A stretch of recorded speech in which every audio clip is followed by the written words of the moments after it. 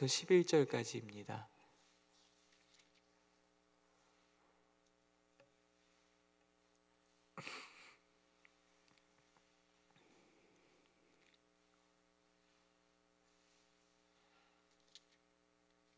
고린도후서 2장 1절에서 11절까지입니다. 우리 한 절씩 교독하시고 11절 말씀 합독하도록 하겠습니다. 고린도후서 2장 1절에서 11절까지입니다. 제가 먼저 읽겠습니다. 내가 다시는 너희에게 근심 중에 나아가지 아니하기로 스스로 결심하였노니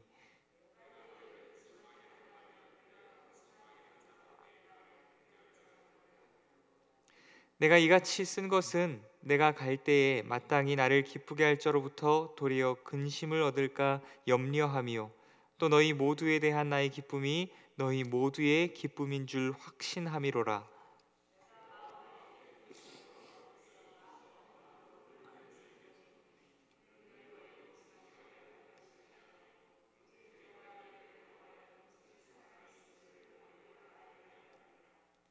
근심하게 한 자가 있었을지라도 나를 근심하게 한 것이 아니요 어느 정도 너희 모두를 근심하게 한 것이니 어느 정도라 함은 내가 너무 지나치게 말하지 아니하려 함이라.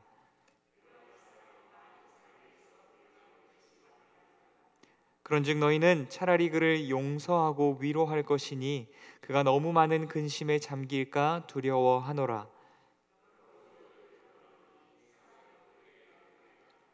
너희가 범사에 순종하는지 그 증거를 알고자 하여 내가 이것을 너희에게 썼노라.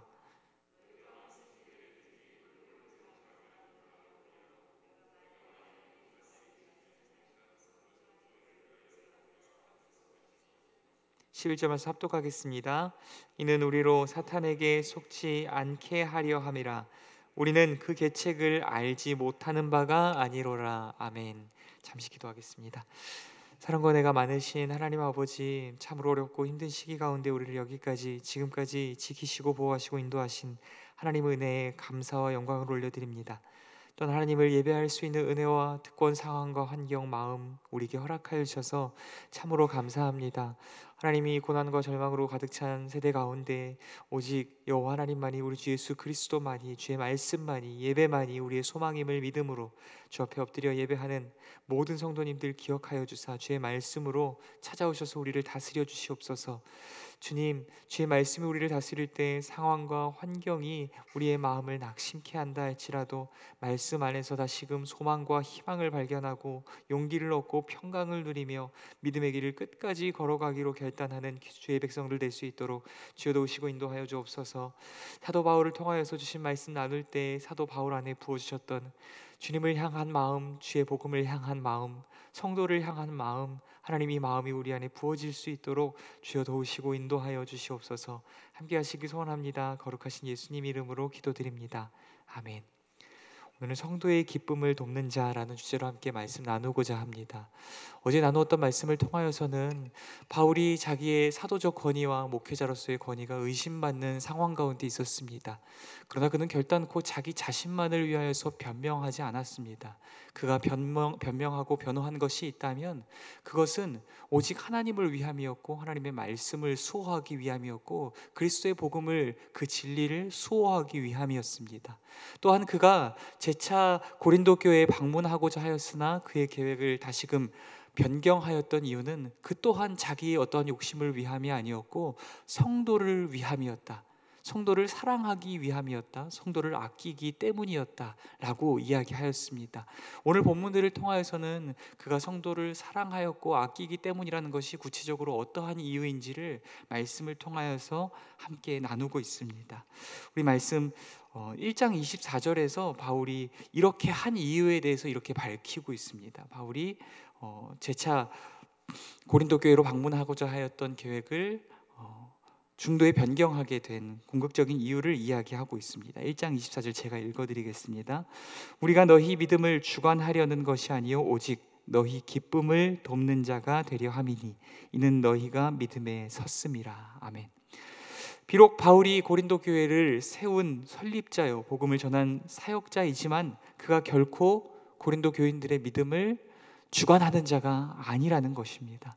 사랑하는 성도 여러분, 우리가 교역자라 하여서 혹은 중직자라 하여서 믿음의 연차가 오래된 먼저 된 성도라 하여서 다른 성도들의 혹은 연약한 성도들의 믿음을 주관하는 자가 아니라는 것을 기억해야 할 것입니다. 우리는 단지 성도의 기쁨을 위하여서 부르심을 받았다는 사실을 기억할 수 있는 저와 여러분이 될 수 있기를 소원합니다. 바울은 철저히 성도의 기쁨을 돕는 자라는 이 자신의 부르심에 입각해서 오늘 본문의 말씀들을 이어가고 있습니다. 우리 본문 1절, 2절 말씀을 천천히 합독해 보도록 하겠습니다. 본문 1절과 2절 말씀입니다. 내가 다시는 너희에게 근심 중에 나아가지 아니하기로 스스로 결심하였노니 내가 너희를 근심하게 한다면 내가 근심하게 한 자밖에 나를 기쁘게 할 자가 누구냐. 아멘. 바울의 이 말은 무슨 말이냐면, 너희 중에 나로 근심하게 한 자가 있으나 내가 근심 중에 나아가 그를 심판하고 징계한다면 그 한 사람은 돌이키게 할지라도 도리어 너희 모두를 근심하게 할 것이니 어찌 나를 성도의 기쁨을 돕는 자라 할 수 있겠느냐라는 말입니다. 쉽게 말해서 바울이 초반에 세웠던 고린도 교회 방문 계획을 바꾸어서 고린도 교회에 가지 않게 된 것은 모든 성도를 근심하게 하기 위함이 아니라 모든 성도를 기쁘게 하기 위함이었다 라고 이야기하고 있는 것입니다. 우리 본문 3절에서 5절 말씀, 본문 3절에서 4절 말씀, 본문 3절에서 4절 말씀 함께 합독하도록 하겠습니다. 내가 이같이 쓴 것은 내가 갈 때에 마땅히 나를 기쁘게 할 자로부터 도리어 근심을 얻을까 염려하며 또 너희 모두에 대한 나의 기쁨이 너희 모두의 기쁨인 줄 확신함이로라. 내가 마음에 큰 눌림과 걱정이 있어 많은 눈물로 너희에게 썼노니 이는 너희로 근심하게 하려 한 것이 아니요 오직 내가 너희를 향하여 넘치는 사랑이 있음을 너희로 알게 하려 함이라. 아멘. 바울은 처음에 방문 계획을 중도에 변경하게 되었으나 자신과 교회를 근심케 한 자를 향한 관심과 사랑과 지도마저도 포기한 것이 아님을 이야기하고 있는 것입니다. 바울은 근심과 걱정 가운데 눈물로 그들에게 또한 그 자기를 근심케 한 성도에게 강력한 권면의 편지를 썼던 것을 알 수 있습니다. 그리고 이렇게 이야기합니다.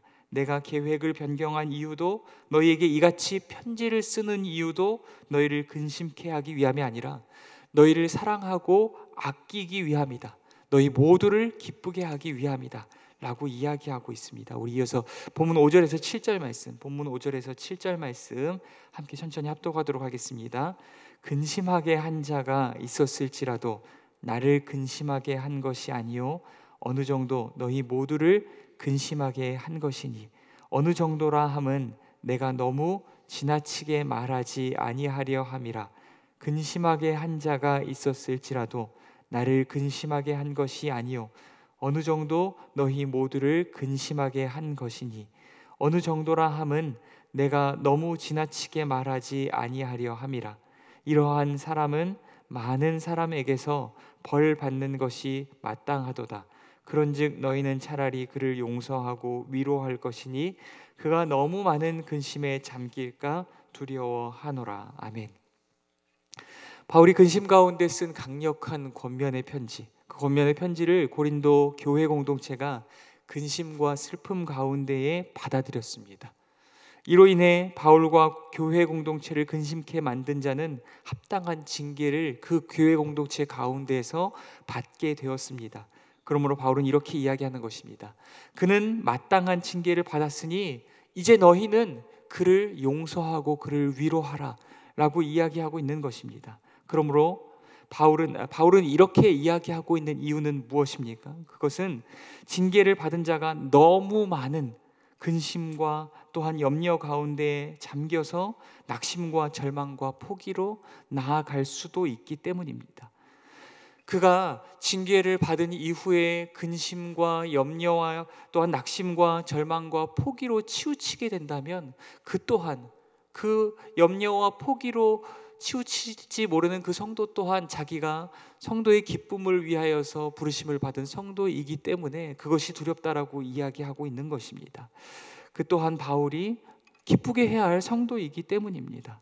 바울의 최종 목표는 그를 무너뜨리는 것이 아닙니다. 그를 기쁘게 하는 것이기 때문입니다. 그가 죄악의 길로부터 돌이켜서 하나님과의 관계 안에서 구원의 기쁨과 감격을 회복하고 오직 하나님과 온전한 관계를 누리게 하는 것이 바울의 부르심이기 때문입니다. 바울은 이제 고린도 교회 공동체에도 동일한 부르심을 확인시켜주고 있습니다. 나뿐만이 아니라 너희 모두가 성도의 기쁨을 위하여서 부르심을 입었노라 라고 이야기하고 있는 것입니다. 그러므로 이제는 너희도 그를 근심케 하는 것이 아니라 또한 이제 그를 용서하라, 주 안에서 그를 위로하라 라고 이야기하고 있는 것입니다. 사랑하는 성도 여러분, 개인적인 차원에서 우리를 근심케 하며 또한 상심케 한 자가 있다 할지라도 미간을 찌푸리고 목에 핏대를 세우며 언성을 높이고 삿대질을 해가며 그를 강력하게 비판하고 조롱하며 회복할 수 없을 만큼 짓밟아서 나는 그와 다르다라고 하는 입장을 세우는 것은 과히 주님께서 기뻐하실 만한 태도는 아닐 것입니다. 설령 공동체적 차원에서 징계를 받은 사람이 있다 할지라도 그 사람을 그 죄악과 실수로 인하여서 낙인을 찍어버리고 평생의 꼬리표로 만들어 버린다면 이는 그를 근심과 낙심과 절망으로 몰아가는 것일 것입니다. 이는 성도의 기쁨을 위하여서 부르심을 받은 우리가 취해야 할 태도가 아니라는 것입니다. 그래서 공동체 가운데에 죄를 짓고 징계를 받은 자가 있다 할지라도 또 우리 개인적인 차원에서 우리를 근심케 하고 상심케 한 자가 있다 할지라도 우리는 그를 용서하고 그를 위로해야 한다는 것입니다. 이것은 단순히 사람을 기쁘게 하기 위함이 아니라 그가 온전히 주와의 관계 안에서 구원의 기쁨과 감격을 회복하고 하나님과 온전한 관계를 회복하며 온전한 예배를 회복하게 하기 위하여 결국에는 하나님을 위하는 것이 성도를 위하는 것이 되기 때문에 성도를 위로하고 용서하는 역할을 우리에게 요구하고 요청하고 있는 것입니다. 왜냐하면 우리 모든 사람들이 성도의 기쁨을 위하여, 교회의 기쁨을 위하여, 하나님의 기쁨을 위하여 부르심을 받은 자이기 때문입니다. 바울은 만약에 우리 가운데에 성도를 용서하지 않는 자가 있다면, 성도를 위로하지 않는 자가 있다면, 교회 가운데서 어떠한 심판과 징계를 받은 자를 계속적으로 그 꼬리표로 낙인 찍어서 그를 낙심하게 하고 그를 절망하게 하는 자들이 있다면 그러한 행태가 어떠한 행태인지 본문 11절 말씀을 통하여서 이렇게 이야기하고 있습니다. 본문 11절 말씀 합독하도록 하겠습니다. 이는 우리로 사탄에게 속지 않게 하려 함이라. 우리는 그 계책을 알지 못하는 바가 아니로라. 아멘. 비록 그가 실수와 죄악으로 넘어진 성도라 할지라도 그는 하나님께서 부르신 거룩한 성도이기 때문에 그를 근심과 낙심과 포기와 절망으로 몰아가는 것은 사탄의 계략이라고 이야기하고 있는 것입니다. 사랑하는 성도 여러분, 우리는 한시도 우리가 성도의 기쁨을 위하여서 부르심을 입은 자라는 사실을 잊지 말아야 할 것입니다.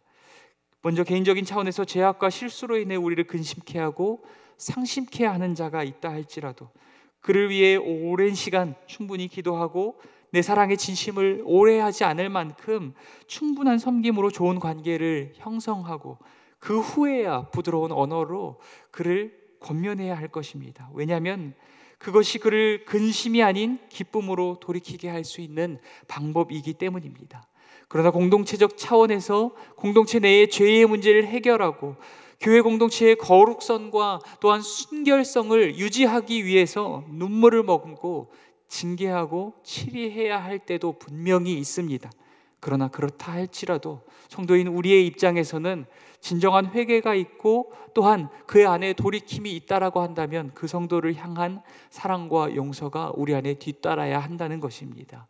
왜입니까? 왜냐하면 본문 8절과 9절에서 이렇게 이야기합니다.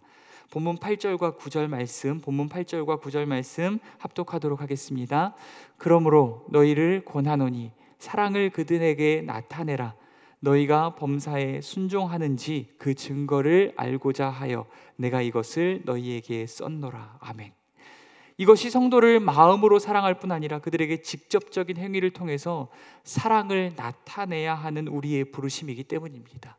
성도를 기쁘시게 하기 위하여서 부르심을 받았다라고 하는 것은 단순히 마음과 또한 입술로만 행하는 것이 아니라 그의 죄를 용서하고 그를 위로하는 역할을 실질적으로 감당하는 것으로 나타내야 한다는 것입니다. 나아가서 성도를 위로하고 성도를 용서하는 것이야말로 사랑을 실질적으로 표현하는 것이고, 나아가서 믿음의 열매가 진실되게 맺혀가는 것이라고 이야기하는 것입니다.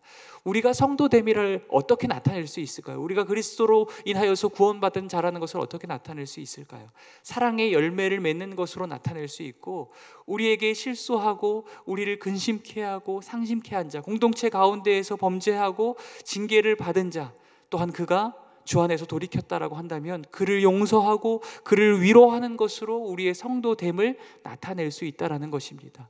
도리어 우리가 그를 꾸짖고 징계하고 심판하고 또한 다시금 일어날 수 없도록 그를 공격한 것으로 인하여서 우리가 상대적인 의인의 입장에 서 있다는 것을 취하는 것으로가 아니라 그를 용서하고 그를 위로함을 통하여서 우리의 참된 성도됨과 우리의 믿음의 성숙함을 나타낼 수 있다라는 것을 성경이 이야기하고 있는 것입니다.